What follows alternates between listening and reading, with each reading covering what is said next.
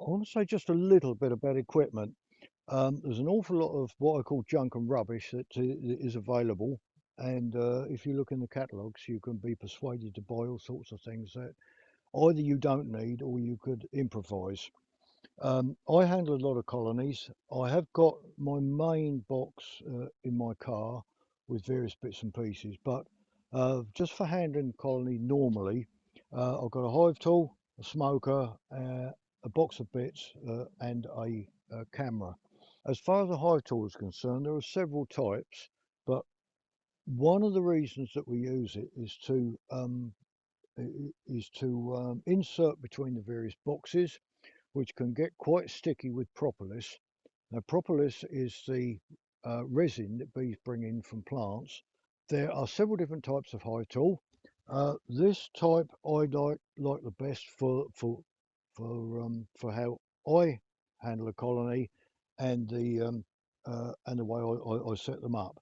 I suppose really it's called a scraper. The other main type has got a J end there. I find this really good. That's good for scraping, and uh, the main part of the hive tool needs to be thin to get through the boxes. So many of them, they are blunt ended, and people just do this, and then it just knocks the stuffing out of the boxes. So that's a hive tool. I suggest you get a good quality one. This is a tool, exactly the same as something like a carving knife is, or a paintbrush for an artist. You need to be comfortable using it. Um, it's in my hand all the time, and it needs to be comfortable. So there's the hive tool. When you buy a smoker, I suggest very strongly that you get a good quality one. Um, these here, um, they are American. I haven't really got a problem with that. What I have got a problem with is there are various copies that are about a third or half price. Now I've used the copies. Well, this particular one's at least 15 years old, and it gets a lot of use. Those we use at the teaching apiary here at Whisper Green, they are they're used a lot as well.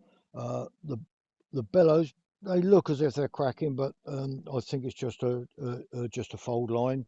We bought some cheaper copies, and they burnt through in a couple of years, and it was false economy.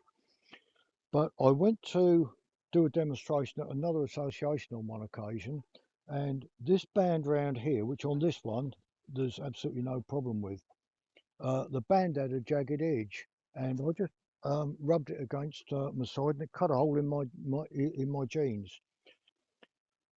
This is also one of my favourite beekeeping tools, a camera. It doesn't have to be anything like that. Even a mobile phone, which I'm told that is, uh, uh, will take a very good photographs. Now, it could just be that you spot something in a hive and think, what is that? Is it good or is it bad? Take a photograph and either compare with something online from an authoritative source. I've got this little box with bits in that I need most of the time. Things like queen cages, they're ever so cheap. Um, and they're very, very useful as well. I've got probably three or four, might even be half a dozen in there. What I've also got in one of them is several dead queens, because if you've got a colony and you're not sure if it's queenless or not, if you put that over the top of the frames, if the colony is queen right, that is, it's got a queen or something that the bees think is a queen, they will probably ignore it. If they are queenless, then they will probably climb all over it fairly quickly.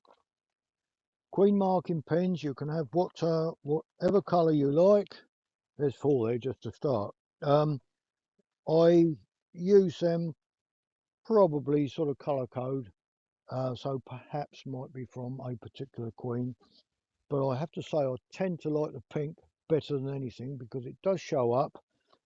A little torch is a useful piece of kit because if you've got bees like this and a little bit of shade, you can't always see down into the cells to see eggs and young larvae.